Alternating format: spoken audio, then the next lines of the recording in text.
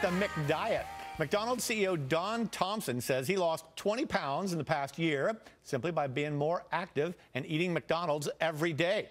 McDonald's isn't giving any details on exactly what Thompson was eating, but if it's smart, maybe it should jump on this opportunity and rebrand itself as a healthy fast food option. Worked for Subway. Why can't it work for Mickey D's? Here to chew this over with me is James Goll, a PR and marketing expert. Thanks for joining us, James. So first of all, as I saw this story, the first thing I thought about was that film documentary, Super Size Me, made by Morgan Spurlock, where you could see during the course of the film the guy gets sick and fatter and fatter. And so my first question is, do you believe the McDonald's report? Yeah, listen, Dennis, we've seen what actually happens. We've seen the Spurlock video.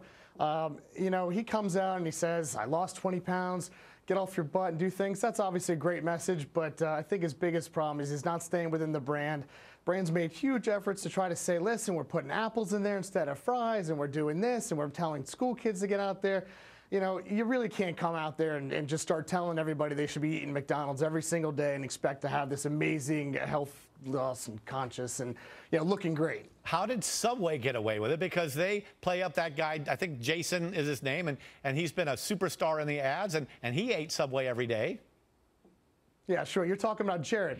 Listen, you're also telling you Michael Phelps is swimming, doing all this stuff. He's getting through it. It's a place for trainers to go and Olympians. It's actually just come out recently that that's not the case. Maybe it's the case you go in there, you have a 6-inch sub with no condiments, anything like that, but that's not what it is. They're saying it's healthy, so somebody's going in there, getting the foot-long mozzarella cheese and meatballs, maybe some chocolate cookies for dessert and a big soda, and they think they're losing weight. That's not the case. I mean, it's everything in moderation.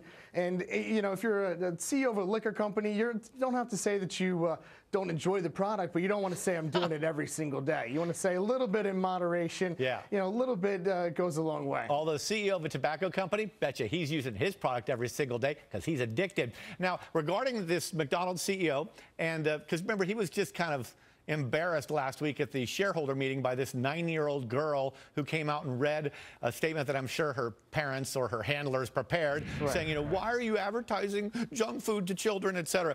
But can McDonald's not afford to publicize what its CEO ate because you think maybe it turns out the CEO every day was eating salads and apples instead of fries?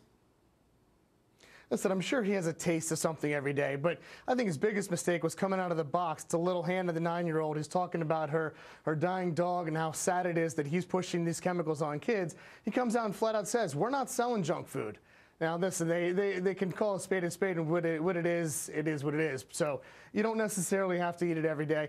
We don't see that he's losing his weight maybe, but you never see his cholesterol count, his high blood pressure, all these other things that might be happening to him. So, the fact that to hide from the CEO, listen, this isn't Chick-fil-A. This isn't the CEO from AEG. You're not going to have people standing outside of McDonald's and putting a big boycott because, these things he came out with a 9-year-old girl.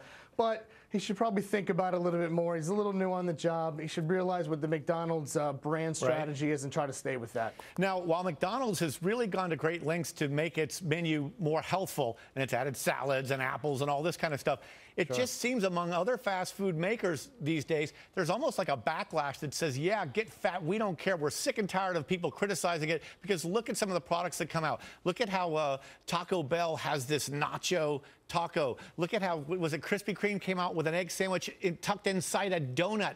It feels like fast food purveyors are in a bit of a protest here, a rebellion.